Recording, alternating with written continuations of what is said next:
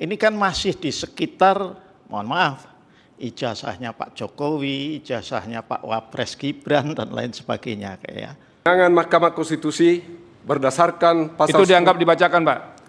Jadi kewenangan dianggap dibacakan, ini akan dinasihati karena sedikit sekali kewenangannya. Nah sekarang Bapak masuk ke legal standing. Kenapa Bapak merasa dirugikan dengan berlakunya norma undang-undang yang dimohonkan pengujian ini? Silakan. Kedudukan pemohon, legal standing, pemohon adalah warga negara Indonesia yang berprofesi sebagai advokat dan wira swasta yang memiliki hak konstitusional berdasarkan pasal 27 ayat 1 Undang-Undang Dasar 1945 yang berbunyi segala... Enggak usah dibacakan, Pak. Bapak jelaskan saja nih, kalau advokat nih harus jelas, yang kecil-kecil kayak begini nih lisan saja begitu, Pak. Oh, iya. Nah, coba Pak jelaskan ke kami mengapa Bapak memiliki legal standing. Apa yang dirugikan Bapak dengan norma ini? Bapak jelaskan saja. Berdasarkan pasal 17 huruf H angka 5 Ya. Undang-Undang Nomor 14 Tahun 2008 tentang keterbukaan informasi publik yang berbunyi catatan yang menyangkut pribadi seseorang yang berkaitan dengan kegiatan satuan pendidikan formal dan satuan pendidikan non formal. Pasal ini Ya. yang membuat gaduh rakyat Indonesia sekarang ini. Karena ada yang berpendapat bahwa ijazah seseorang... Bukan, Pak. Yang Bapak terangkan ke kami itu kenapa Bapak dirugikan. Urusan orang lain itu Bapak tidak bisa mewakilinya. Karena Bapak tidak menerima kuasa dari orang lain. Sekarang Bapak pemohon prinsipal, Bapak jelaskan mengapa Bapak dirugikan dalam norma ini. Nah, jangan ngambil orang lain, Pak. Ya. Kerugian saya yang saya rasakan itu jelas. Apa itu kerugiannya? adalah ini terjadinya gaduh di mana-mana. Oke. Ya, yang menyebabkan usaha-usaha kami itu sulit. Iya, sering ada demo, kemudian ada perdebatan dan sebagainya. Ya. Yang termasuk kami merasakan bahwa situasi ekonomi dengan adanya ini itu ikut terganggu juga. Oke, jadi gara-gara ijazah ini terganggu ekonomi, Pak ya? Iya, betul. Oke, lanjut. Lanjut apa lagi, Pak? Yang kedua, ini pasal huruf G intinya sama. Ya. Kemudian pasal 18 ayat 2 huruf A sama juga. Ya, akibatnya sama. Saya kira itu pokoknya. Ya, oke. Ya, sekarang alasan-alasan permohonan, Pak. Posita.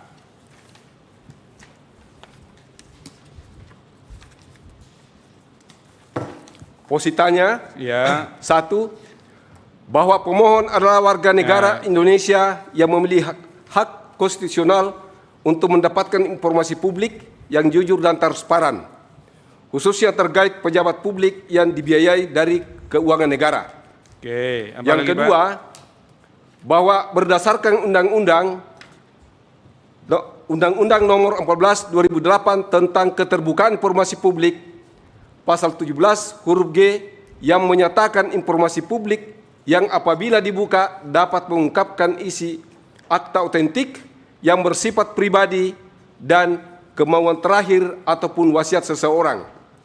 Hal ini menjadi multitafsir karena ada yang berpendapat bahwa ijazah merupakan dokumen rahasia, adapun yang mengatakan ijazah bukan dokumen rahasia sehingga menimbulkan kegaduhan. Bahwa berdasarkan Undang-Undang Nomor 14 Tahun 2008 tentang keterbukaan informasi, pasal 18 ayat 2 huruf A yang berbunyi pihak yang rahasianya diungkap memberikan persetujuan tertulis. Pasal ini menimbulkan kegaduhan karena ijazah dianggap dokumen rahasia sehingga tidak bisa dilihat jika pemilik ijazah tersebut tidak memberikan persetujuan secara tertulis. Yang keempat, bahwa Undang-Undang Nomor 14 2008 tentang keterbukaan informasi pasal 17 huruf G dan H angka 5 serta pasal 18 ayat 2 huruf A yang menimbulkan multitafsir yang mengakibatkan ketertiban nasional terganggu.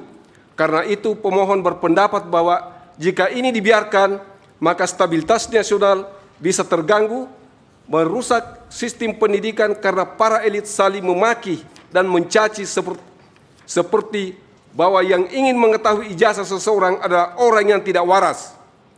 Ada pula yang mengatakan bahwa orang yang mempercayai fotokopi ijazah adalah gangguan jiwa atau orang dungu.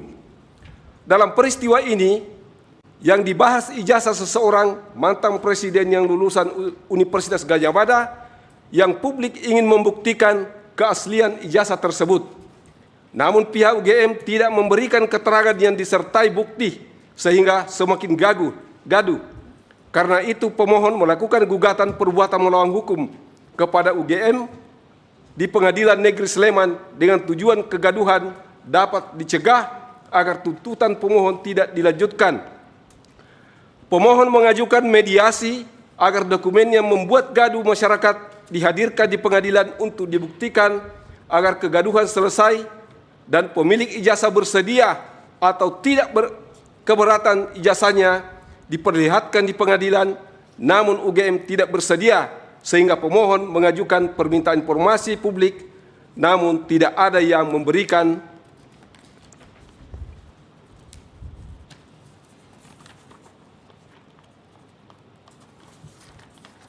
dengan alasan dokumen yang dimohonkan minta adalah dokumen yang dikecualikan.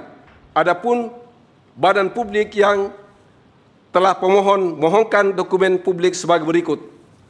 Saya kira tak usah dibacakan karena panjang. Ya, lanjut. 4.1 sampai 4. Berapa itu Pak ya? Nggak usah dibacakan. Bapak lanjut sekarang ke 4.22.1 Pak. Halaman 7. Pembukaan Undang-Undang Dasar 45 yang berbunyi, kemudian daripada itu, untuk membentuk suatu pemerintah negara Indonesia yang melindungi segenap bangsa Indonesia dan seluruh tumpah darah Indonesia, dan untuk memajukan kesejahteraan umum, mencerdaskan kehidupan bangsa, dan ikut melaksanakan ketertiban dunia berdasarkan kemerdekaan, perdamaian abadi, dan keadilan sosial. Maka disusunlah kemerdekaan kebangsaan Indonesia itu dalam suatu undang-undang dasar negara Indonesia yang terbentuk dalam suatu susunan negara Republik Indonesia yang berkedaulatan rakyat dengan berdasarkan kepada ketuhanan yang Maha Esa, kemanusiaan yang adil dan beradab, persatuan Indonesia, dan kerakyatan yang dipimpin oleh hikmat kebijaksanaan dalam permusyawaratan perwakilan, serta dengan mewujudkan suatu keadilan sosial bagi seluruh rakyat Indonesia. Pasal 30 ayat 1 yang berbunyi, tiap-tiap warga negara berhak dan wajib ikut serta dalam usaha pembelaan negara. 4.22.3 pasal 31 ayat 1 dan ayat 2 yang berbunyi sebagai berikut. Tiap-tiap warga negara berhak mendapatkan pengajaran.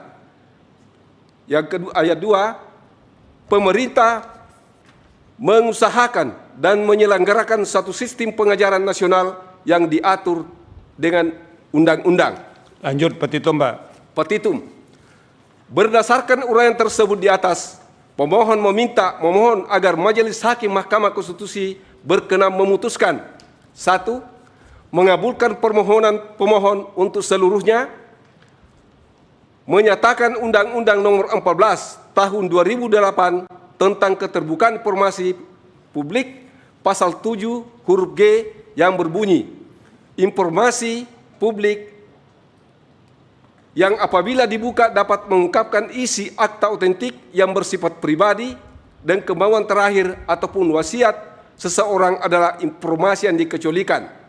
Tetapi skripsi, ijazah seseorang pejabat, mantan pejabat negara, dan atau semua yang telah digaji dengan menggunakan uang negara tidak termasuk dokumen yang dikecualikan dan dapat diminta jika dibutuhkan keabsahannya oleh publik. Yang kedua, menyatakan Undang-Undang Nomor 14 Tahun 2008 tentang keterbukaan informasi huruf H angka 5 yang berbunyi, catatan yang menyangkut pribadi seseorang yang berkaitan dengan kegiatan satuan pendidikan non formal dan satuan pendidikan non-formal merupakan dokumen dikecualikan, tetapi skripsi, ijazah seseorang, ijazah pejabat, mantan pejabat negara, dan atau semua yang telah digaji dengan menggunakan uang negara tidak termasuk dokumen yang dikecualikan dan dapat diminta jika dibutuhkan keabsahannya oleh publik. Pasal 18 ayat 2 huruf A yang berbunyi, pihak yang rahasianya diungkap memberikan persetujuan tertulis dan atau jika rahasianya diungkap memberikan persetujuan tertulis, tetapi skripsi ijazah seorang pejabat, mantan pejabat negara, atau semua yang telah digaji dengan menggunakan uang negara tidak termasuk dokumen yang dikecualikan dan dapat diminta jika dibutuhkan diuji keabsahannya oleh publik sehingga tidak memerlukan persetujuan tertulis dari pemiliknya. Menyatakan bahwa skripsi ijazah yang dimiliki oleh pejabat publik strep ASN bukan dokumen yang dikecualikan dan dikeluarkan dari pasal 17 huruf G dan H angka 5. 3. Menyatakan bahwa baik skripsi, ijazah maupun surat keterangan lainnya yang bukan termasuk dokumen dikecualikan berdasarkan Undang-Undang Nomor 14 Tahun 2008 Pasal 17 bagi pejabat publik, ASN atau pegawai pejabat BUMN baik yang masih aktif maupun sudah pensiun dan dapat diminta oleh publik jika dokumen tersebut digunakan untuk dipelajari, diperiksa karena dicurigai atau oleh instansi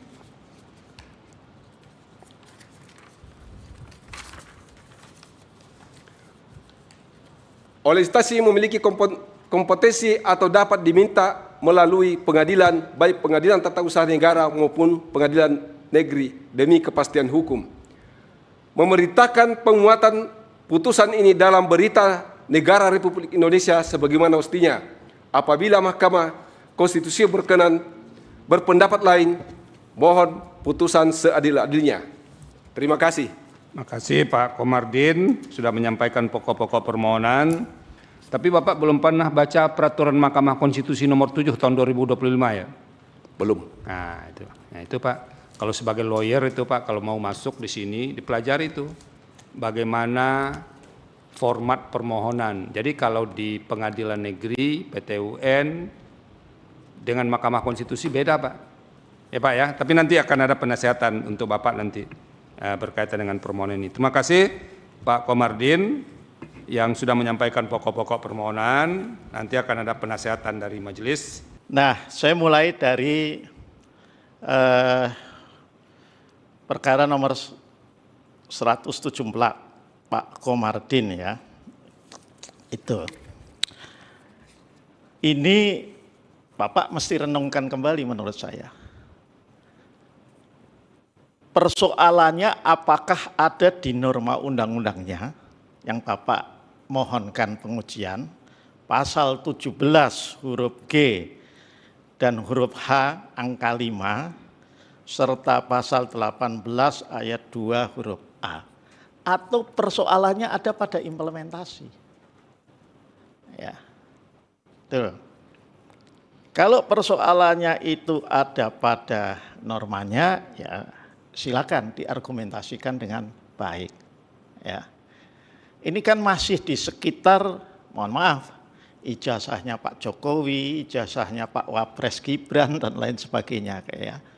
Terlepas apakah argumentasi Bapak itu benar dan relevan bahwa itu telah menyebabkan katakanlah kesulitan ekonomi, kesulitan perusahaan dan lain sebagainya, itu nanti kita lihat. Tapi Bapak harus coba renungkan ya. Kalau itu misalnya persoalannya pada implementasi, kan persoalan implementasi juga ada jalan keluarnya. Ketika tidak diberikan, maka bisa dibawa sebagai sengketa informasi keterbukaan publik, ke Komisi Informasi. Kan ada juga, bisa diperintahkan. Ya. Jadi tanpa harus mengubah normanya. Coba dipikirkan kembali. Yang berikutnya ini Pak Komardin. Nah, Tadi makanya saya tekankan di sini, ya. Ini saya lihat mulai dari kewenangan mahkamah, ya. Makanya kenapa kok perlu melihat contoh putusan terutama yang dikabulkan, ya. Karena memang kalau kita baca di sini itu nanti cara merumuskan bagian kewenangan mahkamah itu tidak sependek seperti yang ada di dalam permohonan Bapak. Ya. Tuh. Di sana Bapak perlu untuk mencantumkan yang pertama apa? Dasar hukum kewenangan mahkamah. Di mana itu diatur? Pasal 24C ayat 1 UUD NRI tahun 1945. Turun dari Undang-Undang Dasar, Bapak sebut juga kewenangan mahkamah itu yang ada di Undang-Undang Kekuasaan Kehakiman. Turun lagi, ya, itu ada di Undang-Undang MK, khususnya pasal 10 ayat 1 huruf A Undang-Undang MK. Turun lagi, Bapak melihat bagian kewenangan mahkamah ini juga dari Undang-Undang tentang pembentukan peraturan perundang-undangan. Undang-Undang nomor 12 tahun 2011 bagaimana sudah diubah dengan Undang-Undang kalau nggak salah nomor 13 tahun 2022. Nah kemudian Bapak sebutkan juga soal kewenangan itu berdasarkan PMK nomor 7 tahun 2025. Ya, ini juga untuk yang lain ya, jadi nanti saya tidak mengulang. Coba dibaca dengan baik pasal 2 ayat 4, kemudian pasal 10 ya di PMK 7 2025 ini ya. Nah itu untuk saya anggap juga ini untuk yang lain ya, yang terkait dengan kewenangan mahkamah agar disesuaikan. Nah, yang berikutnya ini terkait dengan kedudukan hukum Pak Komarudin ya. Ini perlu lebih sekali lagi karena tadi saya sampaikan ya, ini persoalan yang Bapak anggap ada itu apakah persoalan konstitusionalitas norma atau persoalan implementasi norma. Itu. Yang saya juga melihat kalaupun itu implementasi norma, undang-undang juga sudah memberikan jalan keluarnya, ya, yakni dengan membawa ini sebagai sengketa keterbukaan informasi publik. Itu. Nah,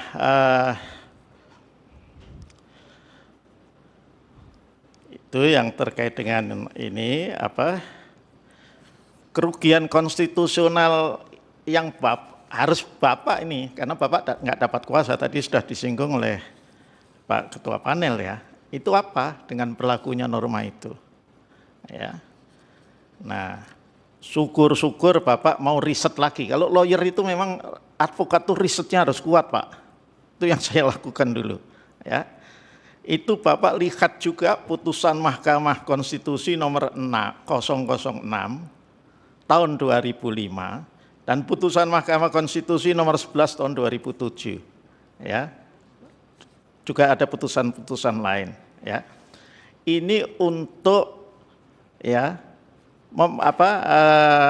jadi rujukan bagaimana seorang pemohon di Mahkamah Konstitusi itu harus membangun argumentasi kedudukan hukumnya. Artinya harus meyakinkan. Nanti yang memutuskan Bapak memiliki kedudukan hukum atau tidak, permohonan Bapak itu clear atau tidak, itu bukan kami bertiga, tapi ada 9 orang hakim Mahkamah Konstitusi, tidaknya 7 orang.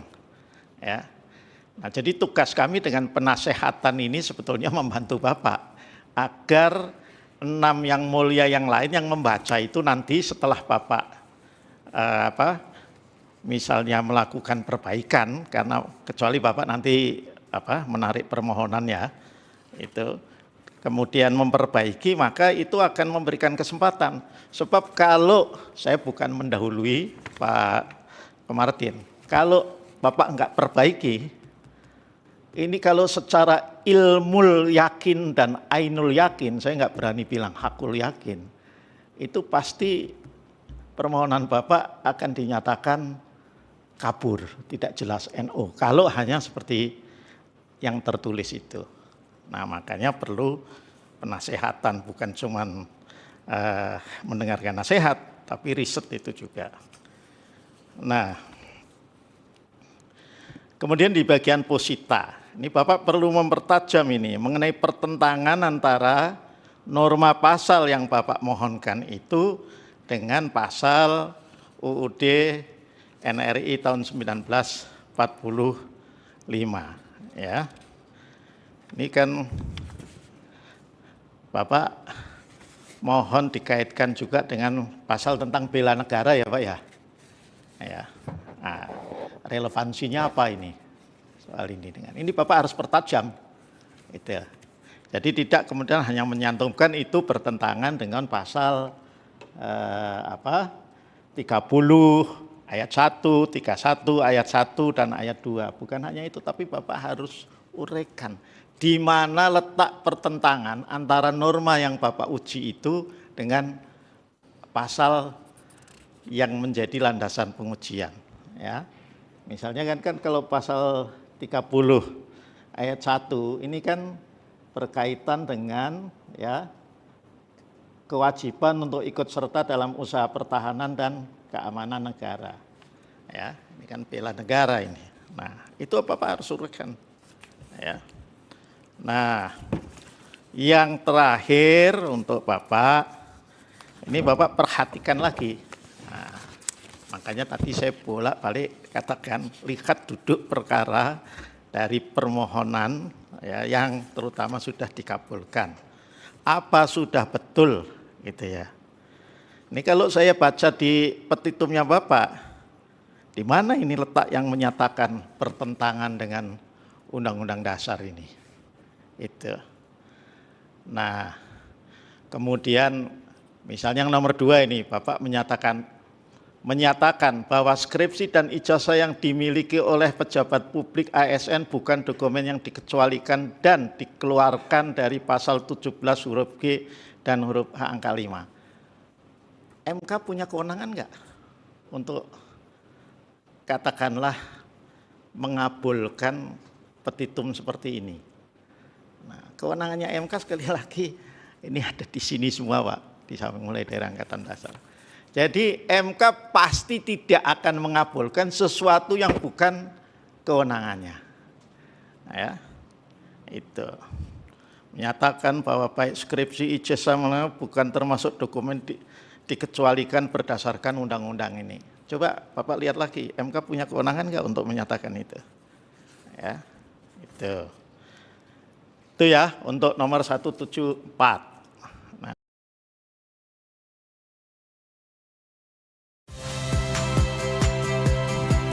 Saya Cynthia Rompas.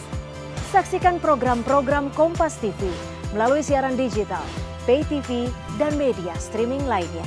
Kompas TV, independen, terpercaya.